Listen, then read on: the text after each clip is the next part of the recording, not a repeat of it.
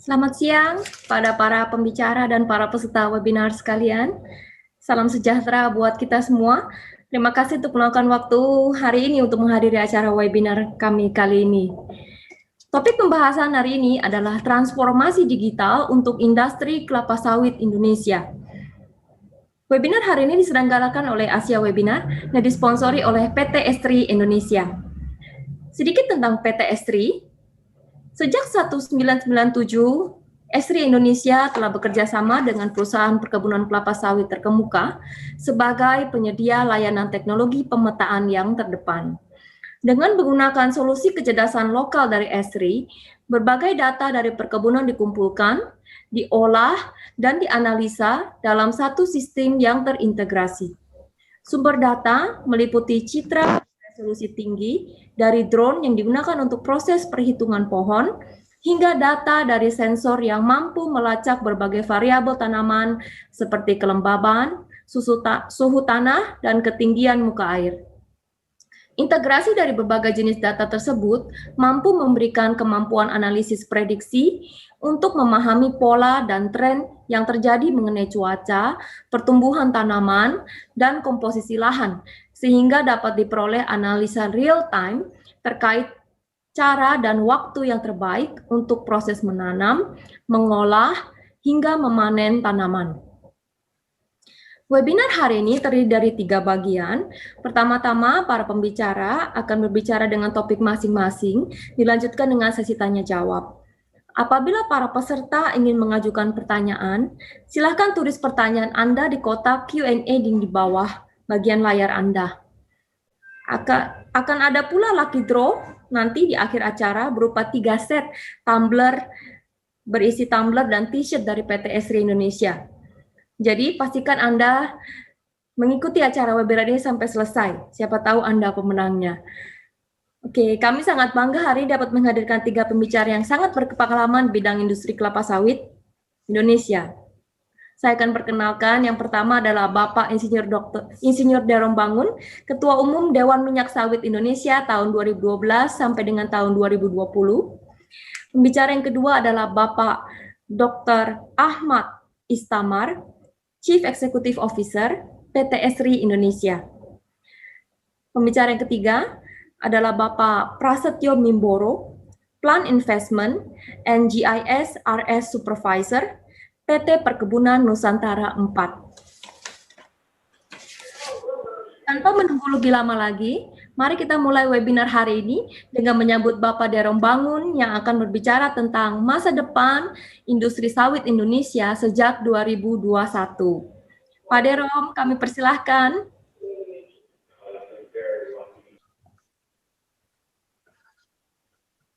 Terima kasih, Susan. Welcome, Pak. Selamat sore, Bapak, Ibu, saudara-saudara sekalian, peserta webinar ini, baik yang berada di Indonesia maupun yang di negara lain, karena saya tahu juga ada teman saya dari Malaysia ikut hadir dan mendengarkannya. Mudah-mudahan presentasi yang akan saya sampaikan dapat memberi informasi tambahan buat Bapak Ibu sekalian. Judulnya adalah Masa Depan Industri Sawit Indonesia setelah 2021. Next. Saya akan bagi dalam 5 bagian dan kemudian bagian 6 penutupnya. Pendahuluan mengenai gambaran industri sawit Indonesia dan seterusnya seperti yang terlihat di dalam slide ini. Next. Sebagai pendahuluan, saya ingin gambarkan produksi industri sawit dunia pada tahun 2021, estimasi dari sumber USDA, United States Department of Agriculture, dan juga di sampingnya saya cantumkan angka estimasi GAPI untuk tahun 2021. Jumlah produksi dunia mencapai 76.453 ton, atau jika kita mengikuti angka GAPI menjadi 80.953 juta ton. Produksi dunia ini dikonsumsi oleh banyak penduduk di beberapa negara, tetapi secara rata-rata dari 7,9 juta manusia penduduk dunia, konsumsinya kira-kira 63,2 juta ton dengan rata-rata 8 kg per kapita per tahun. Kita lihat bahwa selain Indonesia ada produsen Malaysia, Thailand, Kolombia, Nigeria, dan lain-lainnya seperti Pantai Gading, Cote d'Ivoire, dan juga negara-negara Amerika Latin, Meksiko, dan sebagainya. Mengenai pemakaiannya, di satu sisi, pemakaian minyak sawit terus naik di seluruh dunia, karena dapat dikatakan orang sudah ketagihan mengonsumsi kelapa sawit ini, semacam addicted. Di sisi lain, ada yang menyerang dengan kampanye anti sawit, sehingga kedua-dua kekuatan ini akan mempengaruhi bagaimana jalannya industri sawit dunia dan khususnya juga industri sawit Indonesia. Di samping CPO, dunia juga mengkonsumsi palm kernel oil dan palm kernel meal, atau kadang-kadang disebut palm kernel expeller, yang masing-masing jumlahnya kira-kira 10% dari produksi CPO itu. Next. Khusus untuk Indonesia, pertumbuhan produksinya dapat dilihat dari angka-angka yang ini. Produksi 80-an sudah naik, kemudian meningkat lebih tajam pada dekade 90-an dan dekade 2000-an. Dan tahun 2006 sudah menyamai produksi Malaysia, yang sebelumnya menjadi produsen nomor 1 sampai tahun 2006-2007 itu. Dalam hal ini, peran kebun petani menjadi sangat menonjol. Luasnya sudah mencapai 6,72 juta hektar, yaitu 41% dari 16,38 juta hektar dari total perkebunan di Indonesia. Presiden Indonesia, Presiden Jokowi, mendorong yang namanya permajaan sawit rakyat, replanting untuk sawit rakyat, untuk mencapai produktivitas yang lebih tinggi, dan petani sawit mulai naik kelas. Dan beberapa kesempatan Presiden sendiri hadir dalam acara pencanangan permajaan sawit rakyat itu. Kemudian penggunaan B30 menyerap 9,2 juta kiloliter biodiesel, sehingga juga harga CPO dan TBS membaik selama tahun 2021 ini. Dan rakyat petani umumnya merasa gembira dengan tingkat harga yang berada sekarang. Next. Inilah gambaran produksi Indonesia dari tahun 1987 sampai sekarang. Kelihatan bahwa meningkatnya teratur terus, dan pada tahun 2006 tadi sudah mencapai sekitar 18 juta ton. Itulah yang mendekati dan menyamai produksi Malaysia. Setelah itu disebut bahwa Indonesia menjadi produsen nomor 1. Next. Apakah kekuatan dan tantangan yang dihadapi oleh industri sawit Indonesia? Yang pertama, letak geografisnya yang berada di sekitar Khatulistiwa dan iklimnya yang sesuai. Banyak tempat yang iklimnya memberikan curah hujan di atas 2.500 mm per tahun. Dan juga luas wilayahnya yang cukup besar. Dari 190 juta wilayah darat Indonesia, baru 16,38 juta hektar yang ditanam kelapa sawit, artinya kurang dari 10%. Tetapi itu pun sekarang sudah diadakan moratorium agar tidak ada perluasan ataupun pembukaan perkebunan baru lagi. Kemudian tenaga kerja dan semangat bertani di Indonesia sangat tinggi, sehingga tenaga kerja juga berkecukupan. Ternyata memang produktivitas masih belum sesuai harapan. Itulah merupakan tantangan-tantangan yang harus diperbaiki ke depan. Tantangan utama adalah kampanye negatif, baik di dalam maupun di luar negeri. Barusan diributkan di antara para petani karena di satu sekolah SD sudah diberikan multiple choice pertanyaan untuk mengarahkan agar siswa-siswa SD itu, elementary school students ataupun elementary school people, merasa sawit itu tidak baik. Dan ini untungnya segera petani-petani turun tangan memprotes dan telah terjadi permintaan maaf. Tantangan mutunya sekarang yang menjadi gangguan adalah untuk makanan ada kandungan yang namanya 3-MCPD, 3-monochloropropanediol, dan glycol ester yang oleh Uni Eropa akan dibatasi hanya 2.500 part per billion atau 2,5 ppm dan 1.000 part per billion atau 1 ppm. Dan inilah merupakan tantangan yang harus dicapai oleh produsen dan industri Indonesia untuk dapat mencapainya sebelum limit waktu yang ditetapkan. Juga tantangan lain adalah penerimaan pasar atas ISPO. Sekarang sudah ada RSPO, ISPO, ada juga MSPO, dan ada India, IPOS. Dalam hal ini, pasar dunia belum memperlihatkan penerimaan.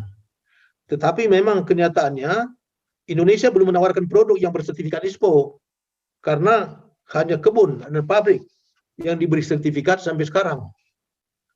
Dalam waktu dekat, ini akan berubah untuk satu sertifikasi value chain, sehingga kepada rantai-rantai produksi hilir pun dapat disertifikasi.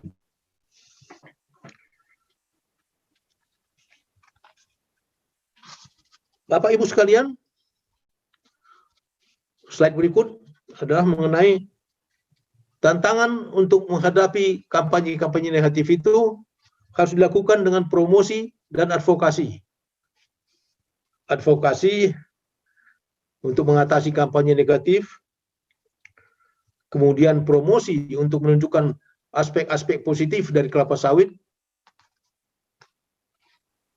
dan kita tahu bahwa advokasi itu untuk dapat berhasil dengan baik harus didukung dengan hasil riset dan dana besar untuk menggandeng lembaga ataupun tim yang reputasinya tinggi untuk dapat menyampaikannya di forum-forum internasional.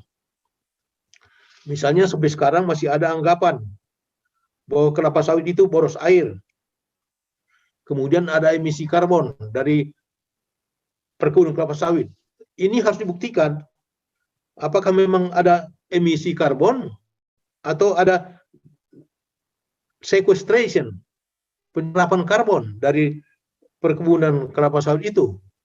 Hal-hal seperti ini perlu diteliti dengan cermat oleh researchers yang reputable agar dapat disajikan di forum internasional. Petani generasi kedua, petani sawit, sekarang ini dapat berperan penting karena mereka sudah mempunyai pendidikan lebih tinggi, organisasinya lebih kuat, sehingga petani sawit itu perlu diikutkan dalam semua tindakan promosi dan advokasi. Kita tahu bahwa untuk ini perlu didukung dananya, dan sekarang sudah ada Badan Pengelola Dana Perkebunan Kelapa Sawit, BPDPKS, yang dapat membantu dan mendanai kegiatan seperti ini.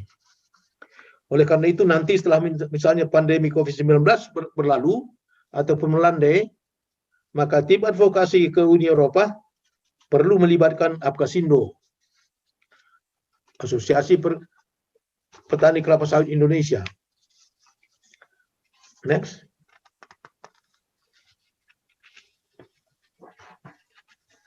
Kita lanjutkan dengan masa depan yang dihadapi. Masa depan memerlukan teknologi yang meningkat, memasuki era industri sawit 4.0. Karena itu, industri kelapa sawit dari sekarang sudah mulai memasuki tahap digitalisasi, dan ini kita yakin akan dapat meningkatkan produktivitas, bibit yang bermutu, kemudian juga akan mengefisienkan operasional perkebunan dan industri sawit. Itulah yang kita harapkan, dan nanti pada presentasi ketiga akan kita dengar juga bagaimana perkebunan sudah melaksanakan kegiatan ini. Juga digitalisasi dapat meningkatkan efisiensi sekaligus menyesuaikan kegiatan dengan cara-cara new normal dalam masa pandemi ini. Sampai sekarang memang di perkebunan tidak ada yang diadakan lockdown, oleh karena rata-rata dapat mengikuti protokol kesehatan secara baik. Juga nanti berbagai kegiatan seperti pembibitan, pemupukan, panen, dan pengangkutan dapat lebih diefisienkan lagi dengan cara digitalisasi. Saya ambil contoh misalnya, sekarang Pusat Penelitian Kelapa Sawit atau IOPRI, Indonesian Oil Palm Research Institute, memperkenalkan bibit yang namanya D-P PPKS 540, yang oleh lembaga ini diklaim dapat memproduksikan 35 ton TBS dan 10 ton CPO. Andaikan dalam praktek yang tanaman yang begitu luas, 16,38 juta hektar itu, tercapai 70% saja dari apa yang diidamkan ini, maka total produksi kita, Indonesia, akan bisa mencapai 100,9 juta ton CPO per tahun. Itulah satu capaian yang kita yakini dapat dicapai dalam masa depan dengan digitalisasi dan juga dengan efisiensi lain yang lebih tinggi. Next. Ada aspek yang positif sekarang bahwa Presiden Indonesia, Presiden Jokowi, langsung ikut memperhatikan maju mundurnya industri sawit ini. Dan sekarang beliau mendorong hilirisasi. Jadi produk setengah jadi juga disarankan untuk produk jadi. Di sini kita melihat juga bahwa hal itu sudah dijabarkan oleh Kementerian Perindustrian dengan programnya yang lebih mendetail. Jadi ada hilirisasi untuk oil food, untuk oleokimia, juga untuk biofuel. Industri antara nanti akan menghasilkan shortenings, confectionery fats, cocoa butter substitute, cocoa butter replacer, milk fat substitutes, human milk fat substitute, dan sebagainya. Juga pada industri akhir, berbagai-bagai mulai dari margarin, coklat, mie instan, sabun, deterjen, kosmetik, lilin, foaming agent, bioplastik, pupuk, dan makanan ternak, serta katalis. Dengan diversifikasi produk, kita yakin pasar akan bertambah besar, dan ekspornya akan bertambah luas.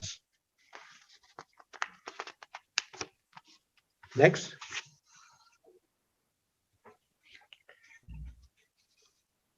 Masa depan yang berikutnya adalah mengenai biofuel. Tadi saya sebutkan biofuel tahun ini akan menyerap 9,2 juta kiloliter dan kapasitas produksi yang tersedia 11,5 juta kiloliter.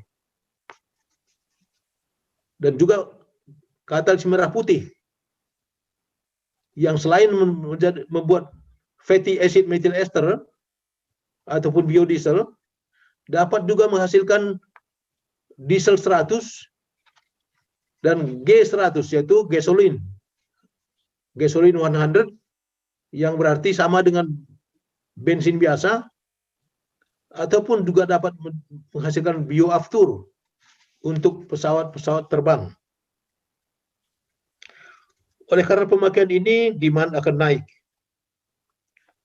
Penggunaan untuk produksi hilir dan produksi biofuel akan sanggup menyerap peningkatan produksi. Memang saya sadari bahwa secara global, produksi negara lain juga akan meningkatkan produksinya, terutama di Afrika. Ketika saya mengunjungi Afrika tahun 2013, diundang sebagai pembicara pada African Palm Oil Conference di Abidjan, Côte d'Ivoire, ataupun Pantai Gading, saya melihat bagaimana juga kesungguhan beberapa negara di Afrika untuk meningkatkan produksinya. Misalnya ketika itu produksi negara Pantai Gading baru 300.000 ton per tahun. Dan ketika saya jumpa dengan Perdana Menteri, dikatakan akan segera ditingkatkan menjadi double dari itu. Dan saya sudah melihat hari ini produksi Pantai Gading sudah mencapai 550.000 ton lebih per tahun. Jadi kita harus ambil perhitungan juga bahwa negara-negara lain juga akan meningkat produksinya. Next. Bapak Ibu sekalian, sampailah saya kepada slide terakhir, yaitu peningkatan produksi tadi. Dengan melakukan produktivitas tanpa meningkatkan luas perkebunan, Indonesia akan dapat mencapai produksi 100 juta ton CPO per tahun. Industri biofuel Indonesia diyakini dapat menyerap setiap peningkatan produksi CPO. Di sisi lain, demi kepentingan iklim dunia, Indonesia sendiri harus menghentikan deforestasi. Oleh karena itu, ketentuan moratorium yang sebenarnya sudah agak lama berlangsung akan dipatuhi, dan saat ini pengamat-pengamat internasional juga sudah mencatat bahwa deforestasi di Indonesia sudah menurun dengan sangat cepat. Dan terakhir, untuk menguji keterbukaan pasar internasional, Indonesia perlu menyajikan produksi yang bersertifikat, harus ditawarkan, karena sampai sekarang memang belum ada produk yang langsung ditawarkan bersertifikat di pasar internasional. Oleh karena itu, value chain certification itu harus dipercepat sehingga peminat-peminat ataupun pasar internasional dapat menerima produksi Indonesia sama seperti sertifikat yang lain. Bapak Ibu, mudah-mudahan itulah yang dapat saya sampaikan dalam waktu yang kira-kira 15-17 menit yang disediakan oleh panitia, dan nanti kita akan lanjutkan dengan tanya jawab. Terima kasih. Terima kasih Pak Derop atas presentasinya. Kita lanjutkan dengan sesi tanya jawab untuk Bapak. Oke, pertanyaan pertama. Iya. Bentar ya Pak.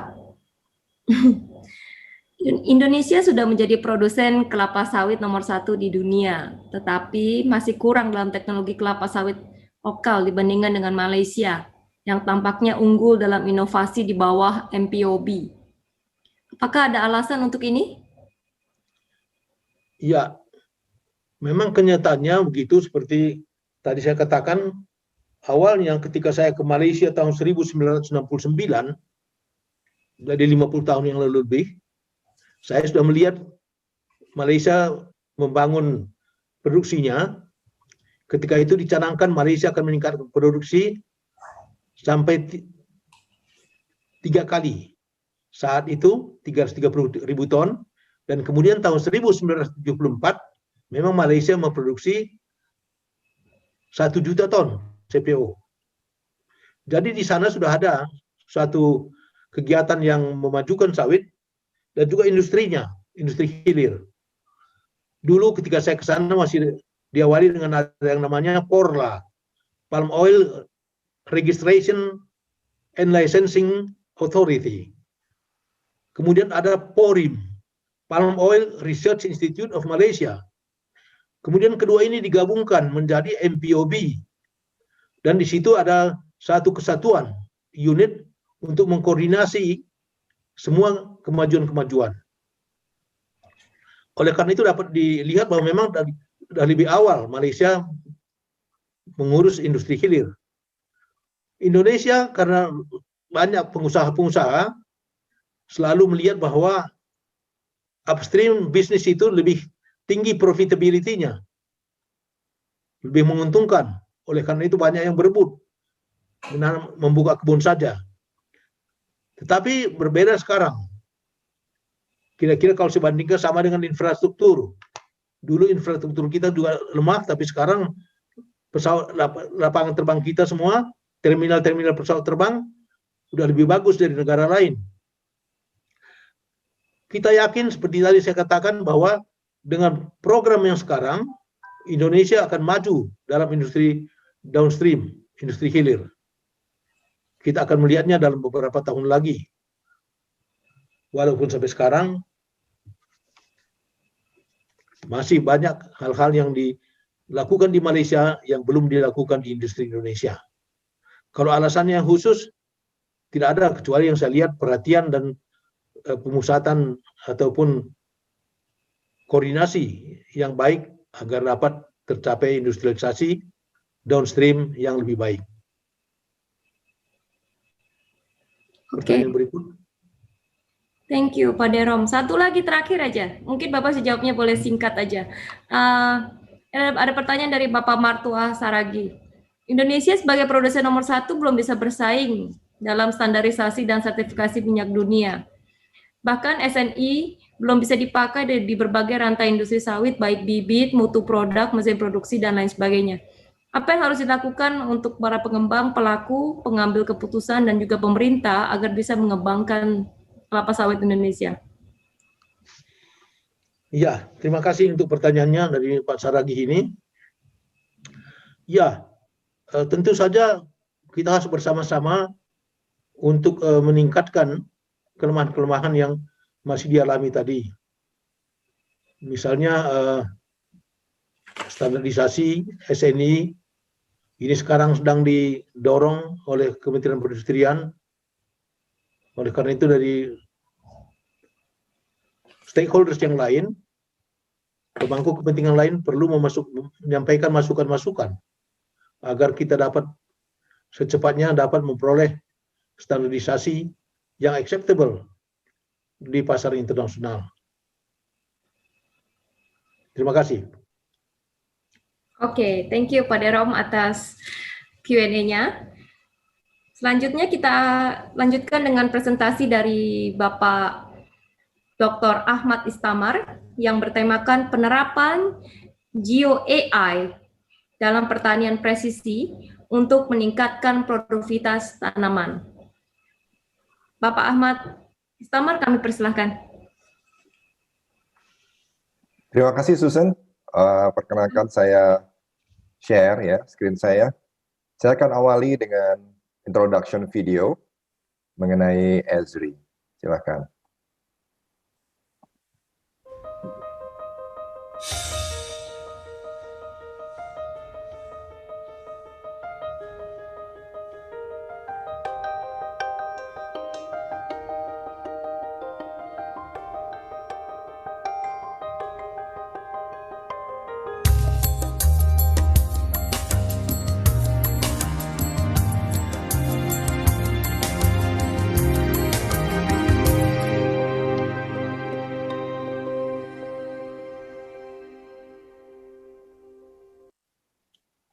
Terima kasih. Assalamualaikum warahmatullahi wabarakatuh. Salam sejahtera bagi kita semua. Selamat siang. Pertama-tama kami ucapkan terima kasih atas kesediaannya untuk hadir dalam kegiatan hari ini, dan kami dari Esri Indonesia sangat bangga menjadi bagian dari komunitas plantation dan agriculture, di mana komunitas ini secara agregat menyumbang sampai 2,5% dari GDP di Indonesia. dan juga saat ini tercatat memiliki kemampuan untuk menyerap kurang lebih 8 juta tenaga kerja di seluruh Indonesia. Luar biasa. Kali ini kami akan memperkenalkan sedikit mengenai profil dari company kami, yaitu Esri, ESRI. Jadi Esri adalah sebuah perusahaan yang bergerak di bidang teknologi, dan kali ini teknologi yang kami sorot, kami highlight untuk Bapak dan Ibu sekalian yang kali ini hadir, adalah bagaimana menggunakan teknologi ini untuk melakukan transformasi digital di bidang plantation, terutama di palm oil. Kita akan singgung juga beberapa manfaat dan teknologi yang terkait. Esri sendiri berdiri sejak tahun 1969, jadi kami sebuah perusahaan internasional yang berpusat di Redlands, California. Salah satu produk atau tampilan dari produk Esri yang mungkin belakangan ini sering tampil di TV dan media adalah dashboard mengenai COVID-19 yang dibuat oleh Johns Hopkins University. Produk ini sangat sekali bermanfaat bagi masyarakat dunia untuk melihat bagaimana seriusnya penyebaran COVID-19 dan juga mengkoordinasikan respons antar negara untuk bersama-sama keluar dari pandemi ini. Esri didirikan oleh founder kita, namanya Jack Dangerman. Beliau adalah seorang ahli dalam bidang environmental, ya. Jadi beliau adalah orang yang sangat concern terkait dengan konservasi alam, humanitarian, dan Esri adalah perusahaan yang sangat research driven. Lebih dari 25% dari revenue yang didapat oleh Esri diinvestasikan kembali dalam bentuk pengembangan produk. Kali ini mengenai plantation dan palm oil, perkenankan saya juga sharing beberapa challenges atau tantangan yang dihadapi oleh perusahaan palm oil dan perusahaan perkebunan pada umumnya. Yang kami catat dari kondisi new normal ini, tantangan itu adalah kaitannya dengan perubahan dalam bidang business model dan operation model, di mana saat ini dengan new normal, kita menuntut banyak sekali adaptasi-adaptasi di level operasional. Perusahaan plantation di Malaysia misalnya sudah mulai produksinya berkurang karena banyak tenaga kerja yang tidak bisa menuju perkebunan. Saya yakin ini sudah diantisipasi juga oleh Bapak dan Ibu sekalian, dan perkenankan hari ini kami akan mengangkat topik ini juga sebagai potensi penerapan teknologi. Selain itu juga volatilitas pasar. Sebagaimana kita ketahui, walaupun kondisi saat ini demand atau kebutuhan terhadap produk palm oil itu sangat kuat, namun dengan harga palm oil yang cenderung tinggi, saat ini mendorong para produsen produk-produk yang menggunakan palm oil sedang mulai melakukan riset dan penelitian bagaimana mereka mencoba mensubstitusi produk palm oil ini dengan produk-produk lain yang lebih murah. Selain itu, dalam hal operasional dan juga tuntutan perusahaan palm oil dikarenakan banyak industri atau sektor yang mengalami pertumbuhan negatif seperti sektor F&B, sektor retail, ya, dan sektor keuangan, maka bisa jadi ekspektasi dari para shareholder perusahaan-perusahaan palm oil juga tinggi terkait dengan boomingnya palm oil. Mereka berharap perusahaan menjadi semakin produktif dan menghasilkan yield yang sangat tinggi. Hal-hal ini juga ditambah lagi dengan sentimen-sentimen pasar internasional. Kami menyebut terminologi geopolitics, ya, di mana mungkin ada beberapa negara yang menggunakan beberapa sentimen-sentimen yang sudah disebutkan tadi oleh Pak Derom dengan sangat baik, ya, yang intinya mencoba merunut dari mana produksi palm oil ini berasal. Apakah dari hutan yang sustainable, tidak melakukan pelanggaran terhadap sumber daya manusia, dan sebagainya. Semua permasalahan ini pada intinya membutuhkan para pelaku industri palm oil untuk memiliki pendekatan baru, untuk memiliki perspektif baru, memiliki pemahaman baru, untuk dengan yakin bisa menyusun rencana di new normal ini dalam memaksimalkan yield. Dan kami berpendapat bahwa suatu bidang ilmu yang sangat bermanfaat untuk industri palm oil adalah geospatial. Geospatial adalah suatu cara bagaimana kita menyatukan segala macam jenis informasi dan data, informasi dari divisi tanaman, dari divisi aset, divisi hukum, divisi operation, divisi keuangan, dan kemudian mensintesa analisa, dan analisa ini digunakan untuk pengambilan keputusan. Salah satu notion atau salah satu pemikiran yang diterapkan dalam industri plantation disebut sebagai precision agriculture atau precision farming atau precision plantation. Ini adalah sebuah notion yang sering digaungkan oleh para pemikir di bidang industri, bagaimana kita memanfaatkan berbagai macam informasi, data yang tadinya terpecah-pecah, menggunakan teknologi untuk kemudian mensintesa suatu sistem pembantu pengambilan keputusan. Nanti akan kita lihat bagaimana ini bisa diaplikasikan dalam industri kita.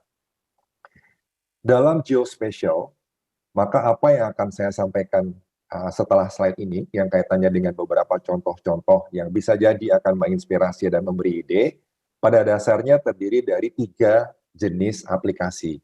Yang pertama adalah aplikasi yang mengorganisasi data. Kami menyebutnya System of Record. Data mengenai lahan, data mengenai produksi, data tanaman, dan sebagainya.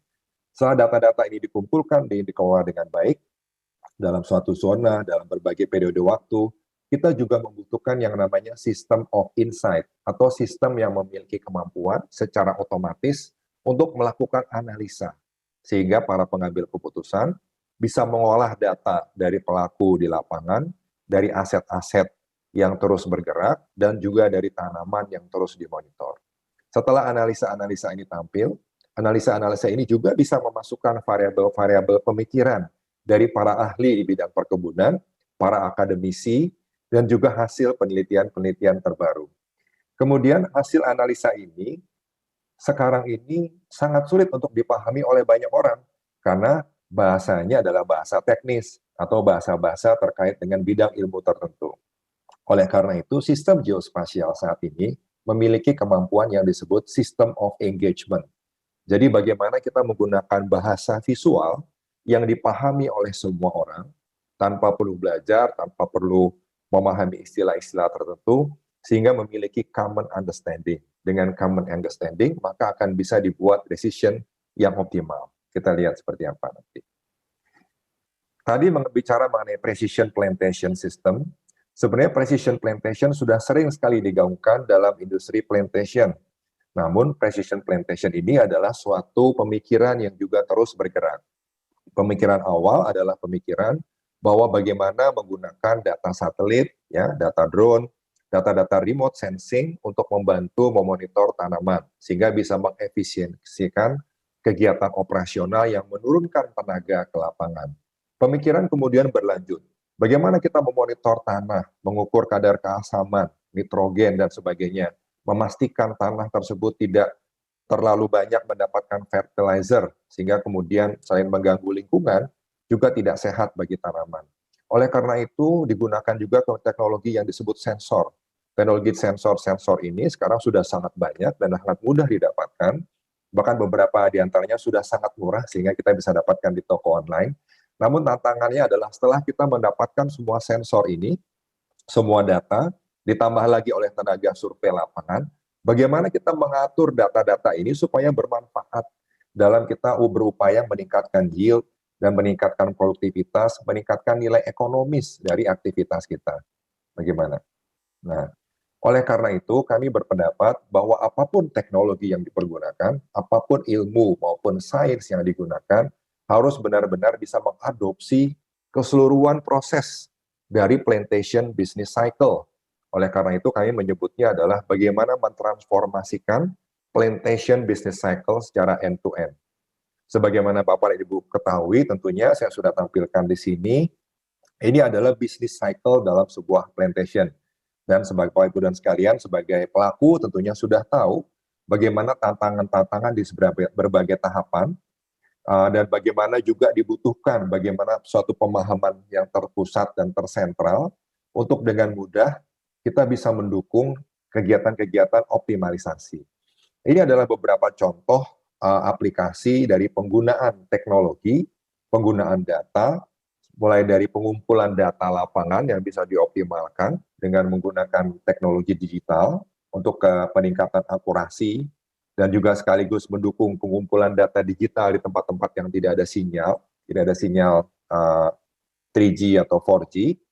Bagaimana mengorganize data dari blok-blok yang sedemikian banyak, di mana masing-masing blok mungkin memiliki tim, memiliki rumus sendiri, memiliki supplier pupuk sendiri.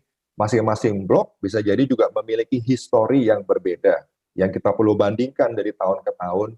Dan kemudian kita juga bicara akuisisi data lapangan, yang walaupun drone sudah sedemikian murahnya saat ini, Namun tantangannya adalah bagaimana mengekstraksi informasi dari drone. Sebab kalau tidak ini hanya jadi kumpulan foto-foto udara yang ada di hard disk kita memenuhi, tapi kita kesulitan untuk mengolahnya, apalagi dengan mata telanjang. Banyak sekali kegiatan-kegiatan yang juga akan terbantu dengan otomatisasi. Otomatisasi yang saat ini sangat terdukung dengan era komputasi sekarang adalah era komputasi dengan menggunakan kecerdasan buatan atau artificial intelligence. Yang intinya bagaimana para ahli manusia mengajarkan komputer bagaimana berpikir seperti manusia, melakukan analisa, melakukan klasifikasi, melakukan identifikasi pattern, dan kemudian dalam skala yang jauh lebih besar menerapkannya sehingga sangat membantu bagi pekerjaan operasional perkebunan. Berikut beberapa contoh yang harapan saya bisa memberikan ide untuk inovasi di organisasi dan perusahaan Bapak dan Ibu sekalian. Namun pertama-tama tantangan dari penggunaan solusi-solusi ini juga terkait dengan pengolahan aset. Nah, sebagai contoh kaitannya dengan aset dalam bentuk tanah, ya. Aset-aset ini bisa jadi saat ini datanya tersedia di berbagai departemen yang berbeda. Adapun pihak yang menganalisanya juga berbeda. Yang mengolah tanahnya kaitannya dengan hak guna lahan, ada satu departemen tertentu yang melakukan survei melalui kesehatan daripada tanah-tanahnya itu, kadar-kadar nitrat dan sebagainya adalah pihak dan tim yang lain, dan kemudian bagaimana data-data ini dapat di-overlay dan digabungkan dalam sebuah aplikasi. Ini adalah sebuah contoh bagaimana software atau teknologi yang kita gunakan bisa melakukan ekstrapolasi terhadap hasil pembacaan kondisi tanah. Dari hasil ekstrapolasi ini kita dapat melihat pola-pola yang membantu kita untuk mengambil keputusan mengenai penggunaan lahan yang terbaik. Selain itu, bagi teman-teman juga yang sudah lama mengumpulkan data-data produksi dari berbagai blok, tentunya ingin membandingkan data-data dari periode tahun ke tahun dari satu blok tersebut. Dari misalnya sebagai contoh ini kita membuat data simulasi produksi dari 2014, 2015, 2016. Setiap blok ada atributnya dan blok-blok ini sudah didefinisikan secara spasial. Dan kemudian kita juga bisa sekaligus membuat atau menghubungkan data-data lain yang terkait dengan blok itu. Bisa jadi kita mau menghubungkan dengan data-data panen, dengan data-data pemupukan, dengan data-data hasil survei, dan sebagainya. Yang tujuannya kita dapat memiliki pemahaman yang lebih mengenai suatu blok itu. Potensinya ke depan, kita bisa mengalokasikan biaya pemupukan yang demikian mahal dan besar ke masing-masing blok untuk menghitung profitabilitas dari masing-masing blok terkait dengan biaya yang digunakan. Menarik tentunya. Dengan menggunakan teknologi artificial intelligence atau kecerdasan buatan, tidak hanya kita bisa melakukan deteksi secara lebih scalable mengenai tanaman, ya, tanaman-tanaman yang sehat juga kemudian bisa diidentifikasi dari warnanya dengan menggunakan variabel NDVI, dan kita juga bisa melakukan penghitungan tanaman, kita juga bisa melakukan analisa pertumbuhan tanaman dari waktu ke waktu, bisa dilihat analisa Crohn dari ukuran besarnya, karena ini bisa jadi merupakan suatu prediksi yang kaitannya dengan produktivitas dan kesehatan tanaman. Selain itu, permasalahan terkait kerapatan tanaman juga akan lebih mudah teridentifikasi dengan lahan yang sedemikian besar apabila kita menggunakan kecerdasan buatan dengan kita mengajarkan kepada komputer untuk mendeteksi blank spot di lahan tersebut. Blank spot ini kemudian nantinya bisa kita klasifikasikan lagi dalam beberapa jenis dengan beberapa action plan yang berbeda. Ada blank spot yang sebaiknya ditanam, namun ada juga beberapa tanaman yang mungkin kelihatannya malah mengganggu, mungkin kita remove, atau ada beberapa tanaman yang tumbuhnya kurang sehat, malah mengganggu tanaman yang lain, dan sebagainya. Menarik sekali penggunaan artificial intelligence dan machine learning ini, di mana kita bisa melakukan kegiatan-kegiatan yang detail, dengan akurasi yang tinggi, dan dengan skala komputasi, kita bisa melakukannya dengan cepat. Salah satu notion atau ide dalam precision agriculture adalah bagaimana kita menggunakan data weather forecast. Weather forecast ini adalah data yang di Indonesia umumnya disediakan oleh BMKG, dan BMKG juga saat ini menggunakan platform sama, yaitu platform dari Esri, sehingga sangat dimungkinkan untuk mengkonsumsi data dari BMKG secara spasial, ya, secara spasial, jadi mesin dengan mesin bicara, untuk kemudian menyampaikan data forecast terkait wilayah-wilayah yang kita inginkan. Data-data forecast ini nantinya bisa dikaitkan dengan pengolahan tanaman, bisa dikaitkan dengan climate change, perubahan musim, dan sebagainya, yang nantinya akan semakin membantu Bapak dan Ibu sekalian dalam mengelola perkebunan dengan secara lebih optimal. Ya. Untuk mengetahui lebih lanjut, kami menyediakan QR code, silakan dengan menggunakan kamera di mobile phone, bisa di-scan untuk layar-layar di mana Bapak dan Ibu sekalian berkenan untuk mengetahui lebih lanjut, sehingga bisa di-surfing ke sana. Yang berikutnya adalah contoh yang juga menarik, yaitu contoh yang kaitannya dengan kebakaran hutan. Sebagaimana kita ketahui, Indonesia cukup akrab dengan kebakaran hutan. Dan sering sekali para pelaku pengusaha di bidang perkebunan, terutama perkebunan sawit, dituduh menjadi pihak-pihak yang terkait dengan kebakaran hutan ini, karena ditengarai ini adalah aktivitas pembebasan lahan.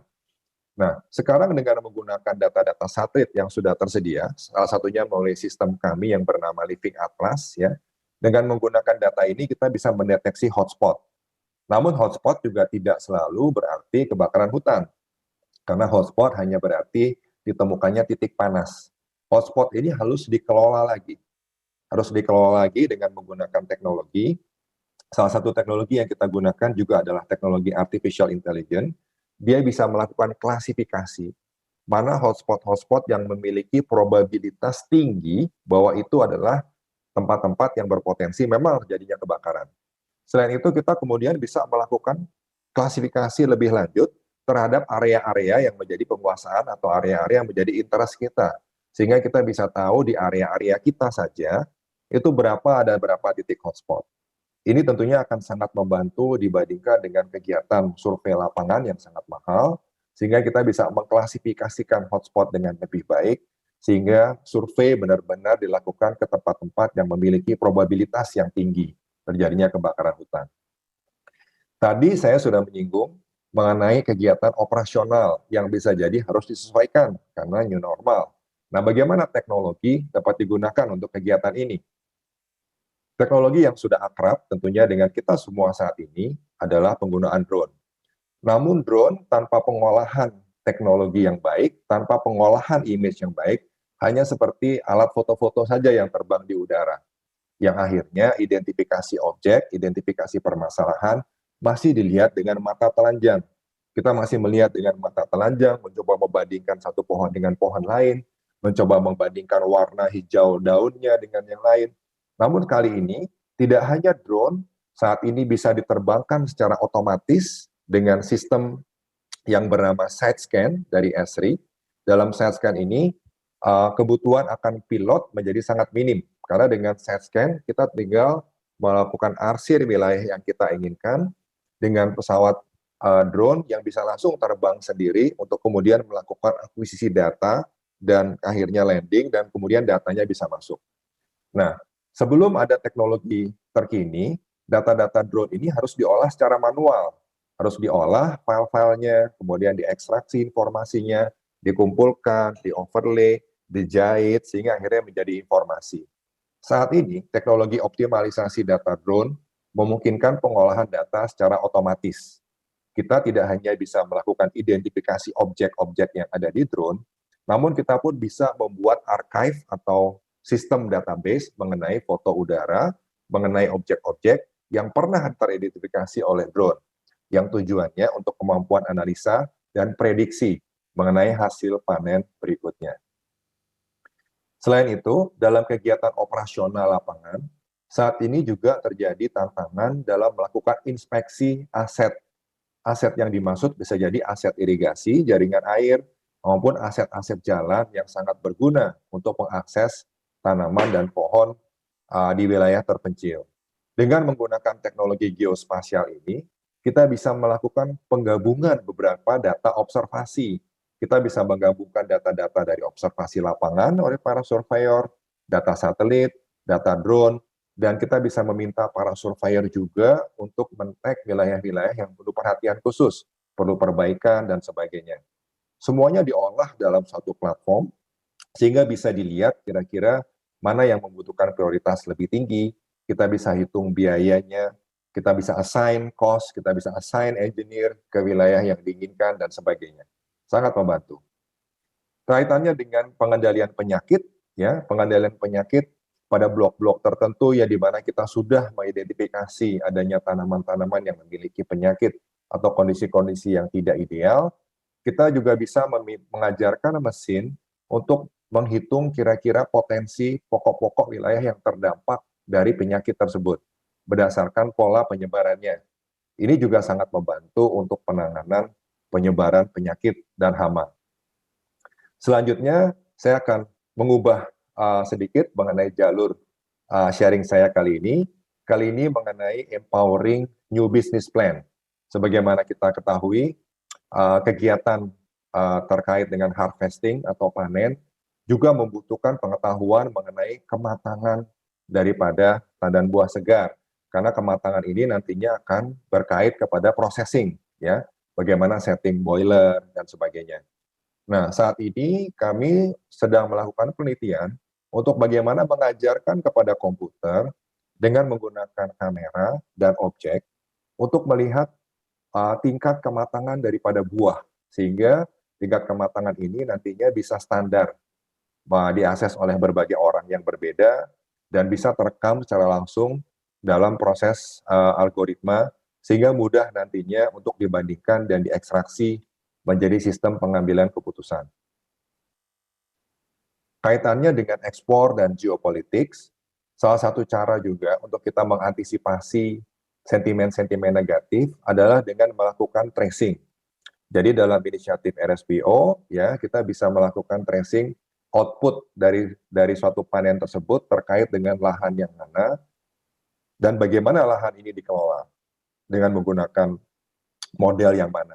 Bahwa lahan ini tidak dikelola melalui deforestasi, tidak dikelola mengenai pembangunan wilayah gambut, tidak dikelola dengan melakukan pelanggaran terhadap ketenaga kerjaan dan sistem yang terkait dengan kemasyarakatan. Ini adalah suatu cara kita menampilkan kepada calon pembeli, ya, bagaimana compliance kita terhadap sustainability. Selain itu, dengan adanya new normal saat ini, kita juga mengenal bahwa kegiatan-kegiatan terkait logistik, baik itu logistik bahan supply maupun distribusi, bisa jadi harus mengalami perubahan. Penempatan-penempatan gudang, titik-titik muat, dan penempatan juga titik-titik distribusi, bisa jadi harus dilakukan modeling ulang. Kegiatan-kegiatan transportasi dengan menggunakan truk juga harus dimonitor. Karena apabila buah sudah dipisahkan dari tandannya, sesegera mungkin harus masuk pemrosesan supaya tidak terlalu banyak fatty acid sehingga menurunkan nanti kualitas. Nah, sekarang selain dengan menggunakan dashboard, kita bisa memonitor kegiatan logistik. Yang di sebelah kanan kita juga bisa membuat sistem chatbot, di mana seperti mengobrol, seperti kita chatting dengan WhatsApp, kita bisa meminta komputer untuk memberikan informasi yang kita butuhkan terkait blok-blok tertentu, terkait produksinya, perbandingan produksinya, maupun data-data lain yang kita inginkan, baik dalam format teks ataupun dalam format visual. Menarik. Tantangannya ketika melihat berbagai macam solusi ini, mungkin beberapa akan berpendapat, dari mana kita bisa dapatkan datanya? Bagaimana kita mengumpulkan data-data yang kita dibutuhkan untuk membuat analisa-analisa ini?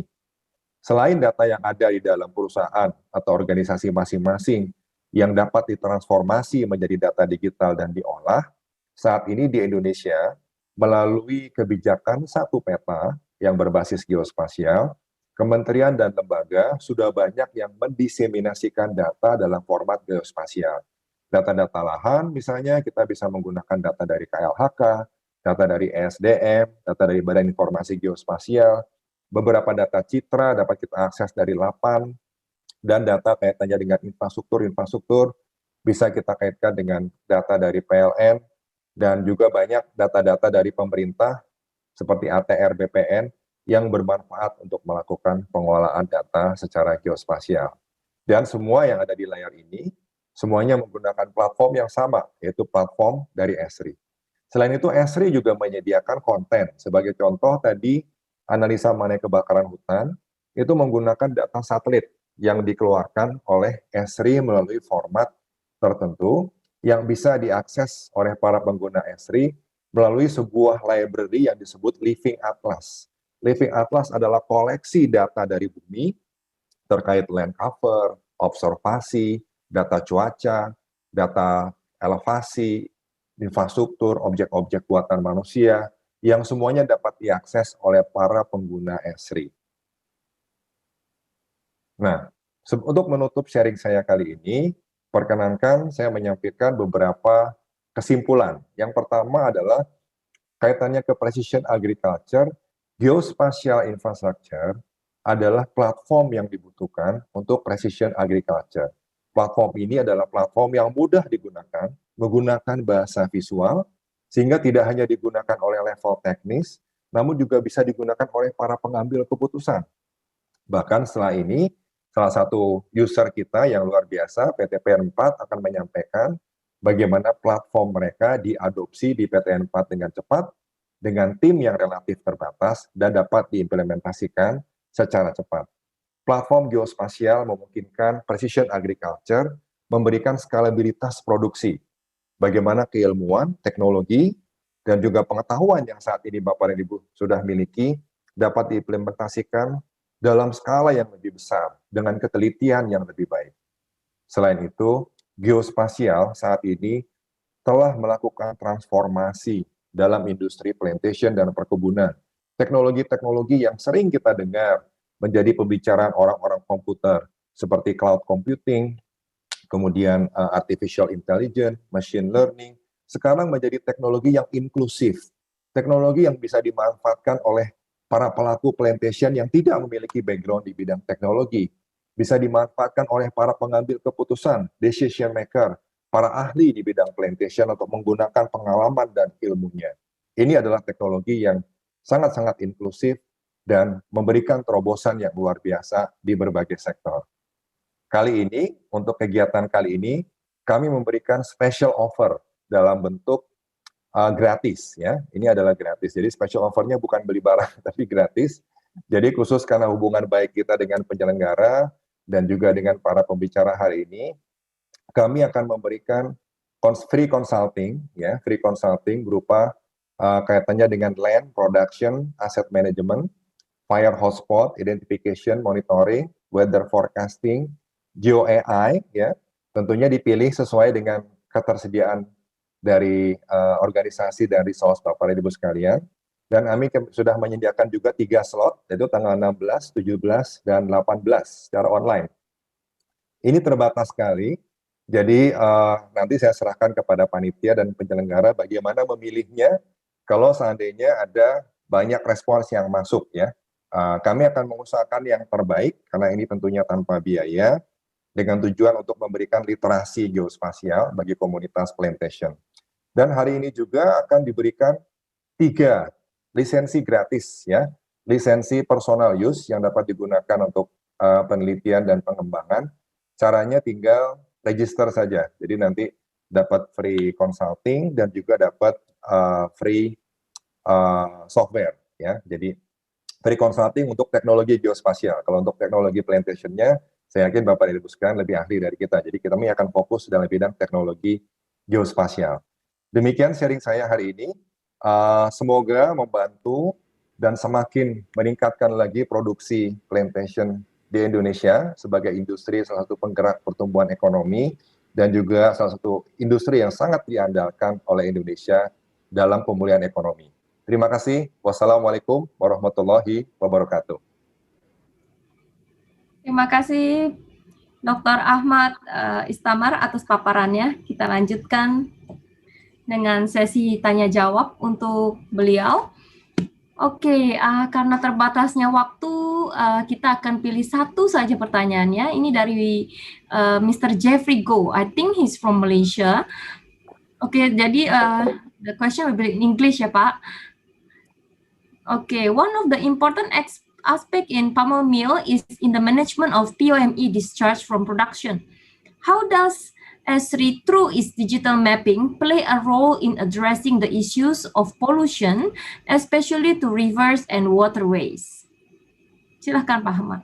Yeah, thank you for the question. So I believe this is a very interesting question on how we can address this criticism and as well as challenges in terms of managing plantation operation.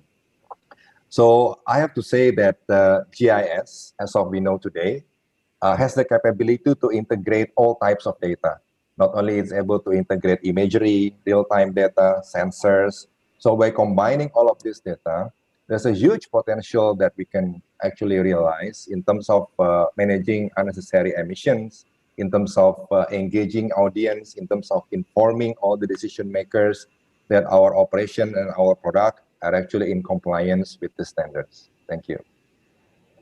Okay, thank you very much for the answer. Okay, moving on to the third speaker. Pembicara terakhir kita hari ini adalah Bapak Prasetyo Mimboro yang akan berbicara tentang manajemen agroindustri dalam teknologi GIS. Oke, kita akan perkenalkan sedikit tentang Pak Pras. Bapak Prasetyo Mimboro adalah seorang Plant Investment dan GIS Supervisor yang telah memiliki pengalaman lebih dari 10 tahun di industri perkebunan kelapa sawit PT Perkebunan Nusantara. Saat ini Pak Prasetyo bekerja di PT Perkebunan Nusantara 4 atau dikenal dengan PTPN 4. PTPN 4 baru-baru ini menjadi salah satu pemenang kompetisi Geo Innovation Challenge untuk kategori plantation berkat upaya inovatif PTPN 4 dalam melakukan optimalisasi kegiatan operasional perkebunan menggunakan teknologi GIS, terutama dalam menghadapi berbagai tantangan bisnis di era pandemi ini. Pak Prasetyo, tempat dan waktu saya persilahkan. Baik, terima kasih. Saya izin untuk share screen. Silakan, Pak.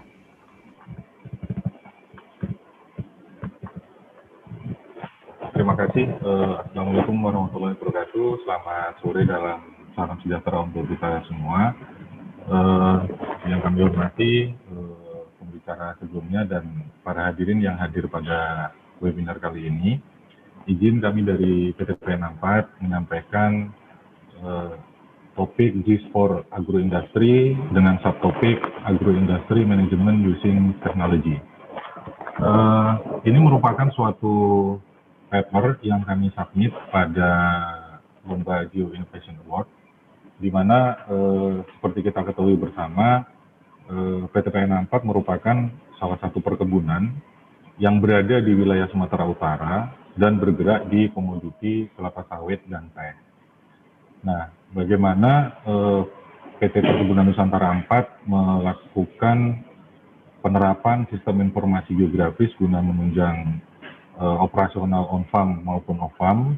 Jadi berawal dari kondisi kebun unit yang ada di PTPN 4 itu tersebar di seluruh Sumatera Utara dengan total unit ada sebanyak 30 unit kebun baik kelapa sawit maupun teh, dan ini masing-masing membutuhkan jarak tempuh dan waktu yang lumayan menyita tenaga dan menghabiskan waktu di dalam perjalanan. Seperti yang kita lihat bersama, plantation site di PTPN 4 itu tersebar di 9 kabupaten di Sumatera Utara. Nah, pada saat ini, kenapa diimplementasikan dengan Geographic Information System? Seperti kita ketahui bersama, GIS itu merupakan suatu bidang yang mempunyai potensi sangat luar biasa dalam manajemen data spasial. GIS merupakan sebuah sistem yang bisa membantu semua komponen masyarakat untuk memahami apa yang terjadi, mengolah berbagai macam jenis data, kemudian mengekstrasi untuk menjadi suatu insight. Nah, insight ini akan memberikan suatu pemahaman, dan akhirnya ini semua data akan diintegrasikan untuk mendapatkan atau bertindak atau melakukan aksi atau pengambilan keputusan. Nah, sehingga secara bersama-sama suatu komunitas atau perusahaan bisa merespon berbagai tantangan di era new normal dengan pemanfaatan teknologi dan sains. Seperti kita ketahui bersama, saat ini kita sedang menghadapi tantangan baru, yaitu recovery pandemik COVID-19. Nah, dengan adanya ini, ada beberapa pembatasan yang kita tidak bisa melaksanakan kunjungan kerja atau kontak fisik. Sehingga kita memerlukan suatu teknologi yang bisa memantau kinerja operasional bisnis dan menginformasikan data-data secara real time bagi pihak manajemen. Perubahan-perubahan ini tentunya berdampak sangat luas dan sangat berpotensi untuk menjadikan disrupsi yang tidak diinginkan tentunya oleh kita semua. Nah, sehingga oleh karena itu kita memanfaatkan sains dan memanfaatkan teknologi, terutama yaitu teknologi GIS, untuk melaksanakan pengelolaan bisnis perkebunan yang lebih baik lagi dan lebih efisien. Bagaimana penerapan sistem informasi geografi di PTPN 4 pada masa pandemi? Jadi penerapan ini kita membuat suatu dashboard, yaitu adalah ada 3 jenis dashboard yang kita bangun. Yang pertama adalah dashboard monitoring survei. Survei ini adalah aset, di mana semua aset perkebunan kita ada mempunyai tanaman, infrastruktur, bangunan, serta SDM itu sendiri. Yang kedua, kita membangun dashboard monitoring produksi. Dan yang terakhir, ada sebuah aplikasi web app, di mana kita bisa menarik semua data hasil survei yang dilakukan oleh rekan-rekan yang ada di lapangan. Nah, ini adalah salah satu tampilan dashboard, yaitu adalah dashboard monitoring survei PTPN. Mungkin Bapak dan Ibu hadirin sekalian bertanya-tanya apa yang dimaksud dengan survei.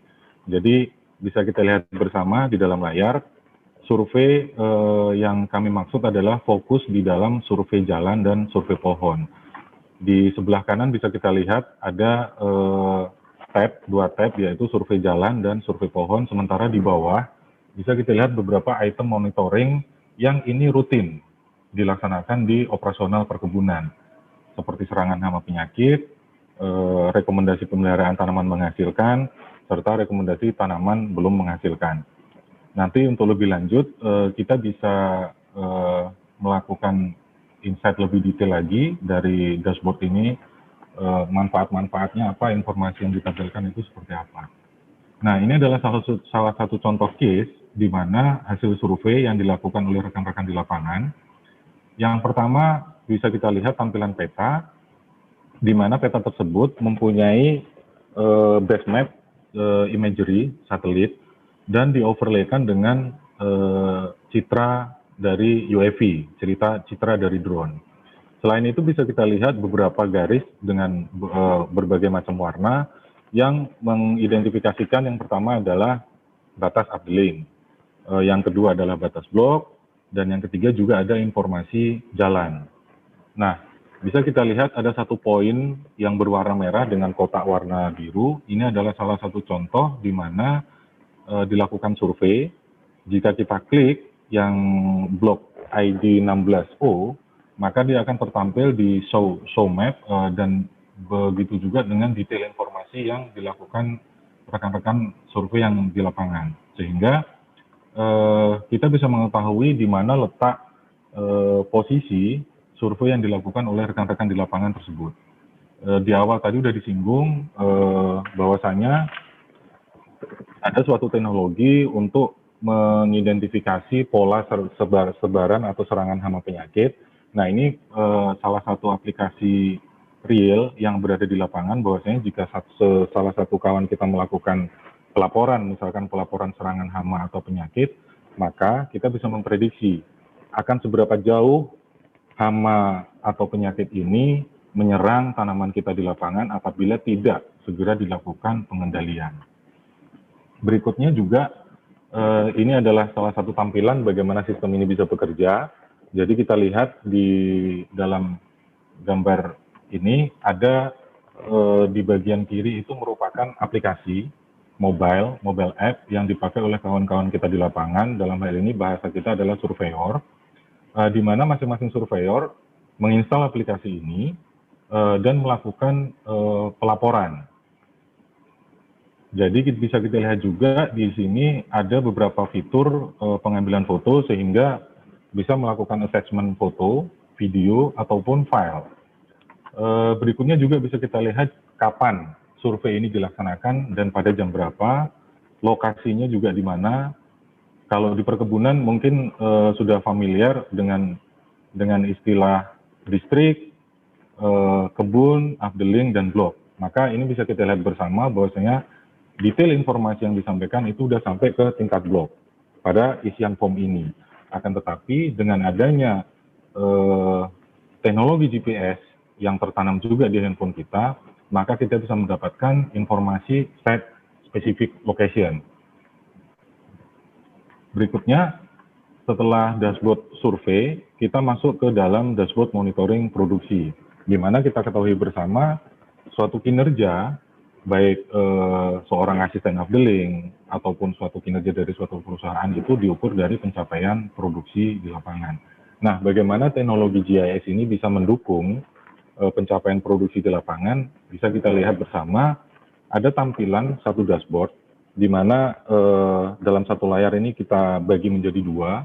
Di sebelah kiri merupakan tampilan peta dari lokasi kebun sampai ke tingkat blok, dan bahkan juga bisa menginformasikan ID, unique ID masing-masing pohon yang ada di lapangan. Selain itu, kita juga bisa menghubungkan data tabular yang biasanya familiar kami sebut sebagai LM atau laporan manajemen, di mana data itu bisa kita linkkan sehingga jika kita klik suatu box dari blok, salah satu blok ini, maka akan muncul pop-up, di mana pop-up itu informasinya bisa kita masukkan berbagai informasi, baik mulai dari lokasi nama kebunnya itu apa, afdeling berapa, blok mana, luas dari blok itu tersebut berapa, jumlah pohon yang ada di blok tersebut berapa, dan SPH atau stand per hektar.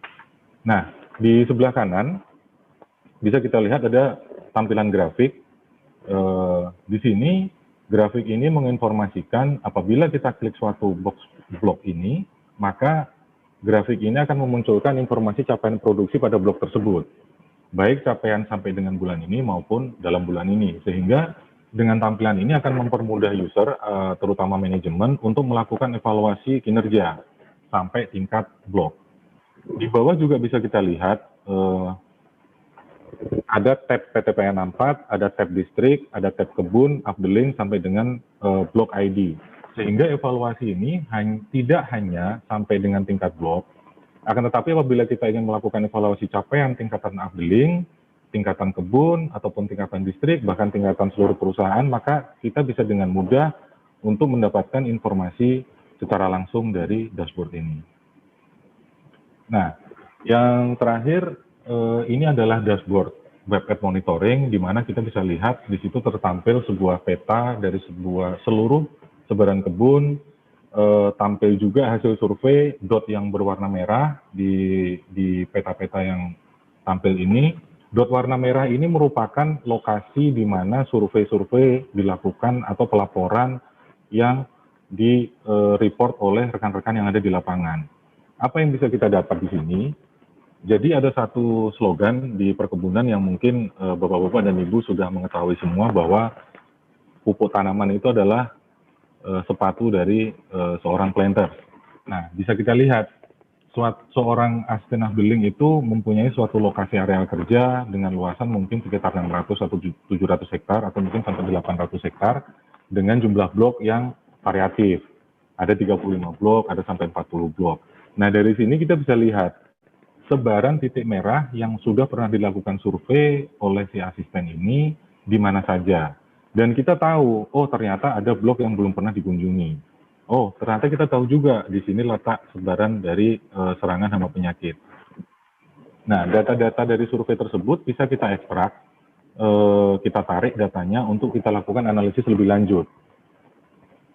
Nah, kemudian bagaimana PTPN 64 ke depannya akan tetap terus mengembangkan GIS ini. Salah satunya adalah pemanfaatan analisis untuk penyakit tanaman. Jadi ini kita menggunakan jenis analisis deep learning untuk mendapatkan informasi atau mengkolek dari data citra imagery, data drone, berupa dari sensor RGB ataupun dari sensor multispektral. Kita akan mengetahui tingkat kesehatan tanaman atau mungkin kadar hara dari tanaman. Selanjutnya, yang tidak kalah penting adalah monitoring dari truk TBS, pengangkutan TBS. Jadi ke depannya kami akan mencoba untuk melakukan pengembangan fleet management lebih fokus ke geospasial teknologi, di mana secara otomatis akan mengetahui jalur tercepat atau jalur terpendek truk ini untuk menuju PKS. Demikian sharing dari kami, dari PT PN 4. Terima kasih atas waktu dan kesempatan yang diberikan. Wassalamualaikum warahmatullahi wabarakatuh. Selamat sore. Oke, terima kasih Pak Prasetyo untuk presentasinya. Sesi kita lanjutkan dengan tanya jawab. I think dari Swan ada yang bertanya tadi. Foto yang digunakan sebagai training data adalah foto yang diambil menggunakan drone atau foto kamera biasa, Pak? Ini dari Pak Buhari pertanyaannya. Ya, baik. Terima kasih atas pertanyaannya. Foto yang kami tampilkan tadi dan masuk ke dalam sistem WebGIS kami adalah foto dari imagery drone dari UAV yang sudah kami olah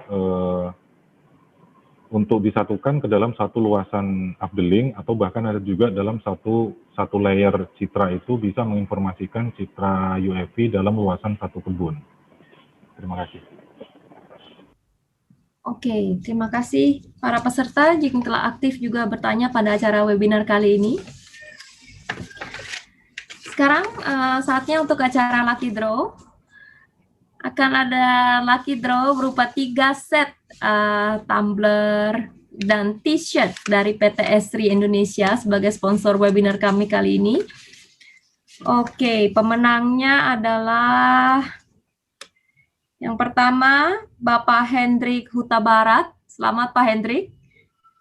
Yang kedua adalah Bapak Bukhari. Selamat Pak Bukhari.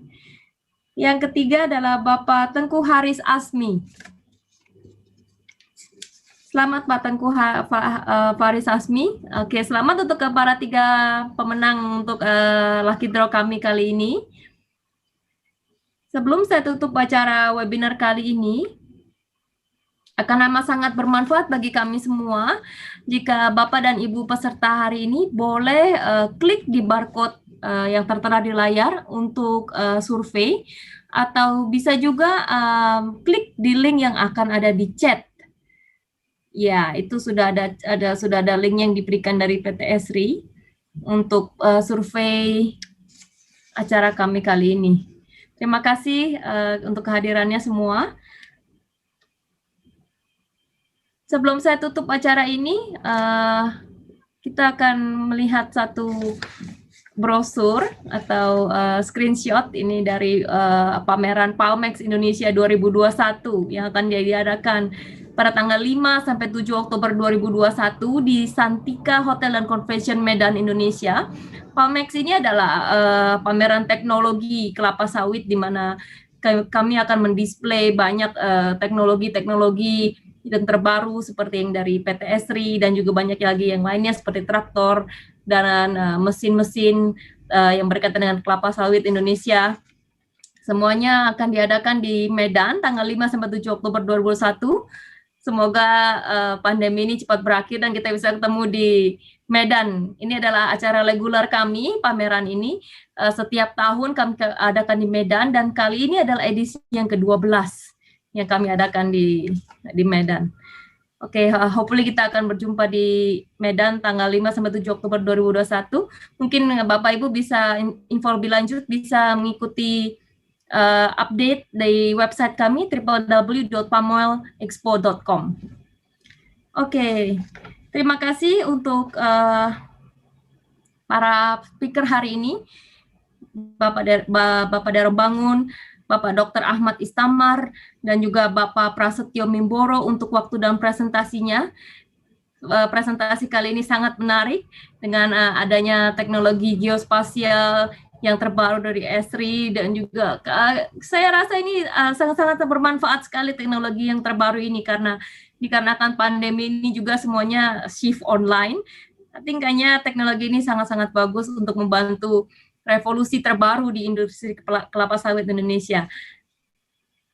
Sampai bertemu lagi di acara webinar kami selanjutnya. Stay safe everyone. Terima kasih untuk waktunya hari ini untuk para peserta dan juga para speaker. Terima kasih, sampai jumpa.